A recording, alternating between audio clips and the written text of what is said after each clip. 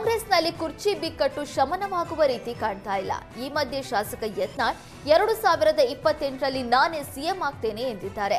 ಪಕ್ಷದಿಂದ 10 ಸಾರಿ ಉಚ್ಚಾಟನೆ ಮಾಡಿದ್ರು ಅಂಜುವ ಮಕ್ಕಳಲ್ಲ. ನೀವು ಉಚ್ಚಾಟನೆ ಮಾಡಿದ್ರು ನಾವು ಜೆಸಿಬಿ ತರ್ತೇವೆ. ಸಿಎಂ ಆಗಿ ಪ್ರಮಾಣ ವಚನ ಸ್ವೀಕರಿಸೋ ದಿನ 11 ಜೆಸಿಬಿ ಪೂಜೆ ಮಾಡ್ತೇನೆ.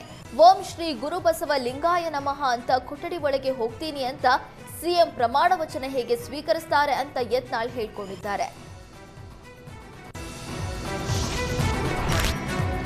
ಉತ್ತರ ಪ್ರದೇಶದ ಬಿಜೆಪಿ ಪ್ರೆಸಿಡೆಂಟ್ ಯಾರಾಗ್ತಾರೆ ಎಂಬ ಕುತೂಹಲಕ್ಕೆ ತೆರೆ ಬಿದ್ದಿದೆ. ಕೇಂದ್ರ ಹಣಕಾಸು ಖಾತೆ ರಾಜ್ಯ ಸಚಿವರಾದ ಪಂಕಜ್ ಚೌಧರಿ ಅವರನ್ನು ಉತ್ತರ ಪ್ರದೇಶದ ಬಿಜೆಪಿ ಅಧ್ಯಕ್ಷರನ್ನಾಗಿ ನೇಮಿಸಲಾಗಿದೆ. ಬಿಜೆಪಿ ಚುನಾವಣಾ ಉಸ್ತುವಾರಿ ಪಿಯೂಷ್ ಗೋಯಲ್ ಅಧಿಕೃತವಾಗಿ ಚೌಧರಿಯನ್ನ ರಾಜ್ಯಾಧ್ಯಕ್ಷರನ್ನಾಗಿ ಘೋಷಣೆ ಮಾಡಿದ್ರು. ಮಹಾರಾಜ್ಗಂಜ್ನಿಂದ 7 ಬಾರಿ ಸಂಸತ್ ಸದಸ್ಯರಾಗಿರುವ ಮತ್ತು ಪೂರ್ವ ಉತ್ತರ ಪ್ರದೇಶದ ಪ್ರಮುಖ ಒಬಿಸಿ ನಾಯಕರಾದ ಚೌಧರಿ ಅವರಿಗೆ ರಾಜ್ಯಾಧ್ಯಕ್ಷ ಪಟ್ಟ ಕಟ್ಟಲಾಯಿತು. ಲಕ್ನೋದ ಬಿಜೆಪಿ ರಾಜ್ಯ ಪ್ರಧಾನ ಕಚೇರಿಯಲ್ಲಿ ನಡೆದ ಕಾರ್ಯಕ್ರಮದಲ್ಲಿ ಚೌಧರಿಗೆ ಹೂಗುಚ್ಛ ನೀಡಿ ಯುಪಿ ಸಿಎಂ ಯೋಗಿ ಆದಿತ್ಯನಾಥ್ ಗೌರವಿಸಿದರು. ಬೇಸಿಗೆಗೆ ಮುನ್ನ ಚಾಮರಾಜನಗರ ಜಿಲ್ಲೆಯಲ್ಲಿ ಕುಡಿಯುವ ನೀರಿನ ಸಮಸ್ಯೆ ಎದುರಾಗಿದೆ.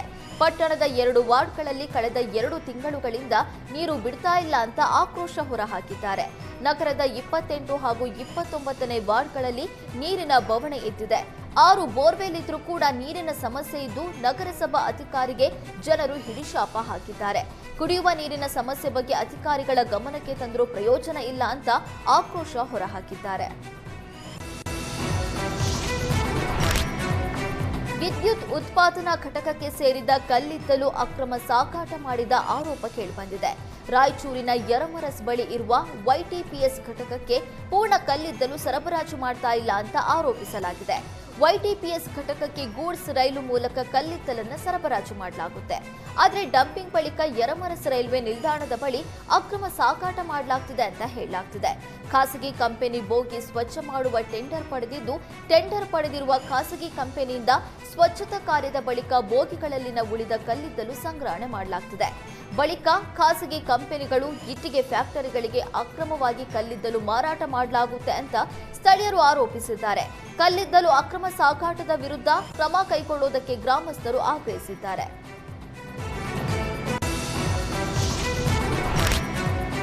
ಮಲೆನಾಡಿನಲ್ಲಿ ಹೊಸನಗರ ತಾಲೂಕಿನ ವಿವಿಧೆಡೆ ಮಂಗಗಳ ಅಸಹಜ ಸಾವು ಕಂಡುಬರ್ತಿದೆ ಅಂತ ಹೇಳಲಾಗ್ತಿದೆ. ಸೊನಲೆ ಗ್ರಾಮ ಪಂಚಾಯಿತಿ ಹಾಗೂ ಸುತ್ತಮುತ್ತಲಿನ ಗ್ರಾಮ ಪಂಚಾಯಿತಿಯ ವ್ಯಾಪ್ತಿಯಲ್ಲಿ ಮಂಗಗಳು ಸತ್ತು ಬೀಳ್ತಿವೆ. ಮಂಗಗಳು ಯಾವ ಕಾರಣದಿಂದ ಸಾವನ್ನಪ್ಪಿದೆ ಅನ್ನೋದರ ಬಗ್ಗೆ ಆರೋಗ್ಯ ಇಲಾಖೆ ಅಧಿಕಾರಿಗಳು ತಪಾಸಣೆ ನಡೆಸಿದ್ದಾರೆ. ರೋಗ ಪೀಡಿತ ಉಣ್ಣೆಗಳ ಕಚ್ಚುವಿಕೆಯಿಂದ ಮಂಗಗಳಲ್ಲಿ ಜ್ವರ ಉಲ್ಬಣಗೊಂಡು ಸಾವನ್ನಪ್ಪಿವೆ ಅಂತ ಸ್ಥಳೀಯರು ಶಂಕೆ ವ್ಯಕ್ತಪಡಿಸಿದ್ದಾರೆ.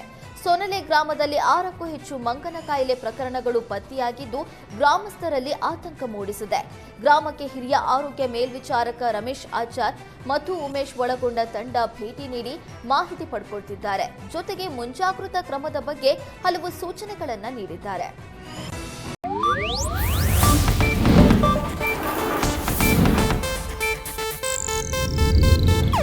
ಇದು ಏಷ್ಯಾನೆಟ್ ನ್ಯೂಸ್ ನೆಟ್ವರ್ಕ್ ಪ್ರಸ್ತುತಿ.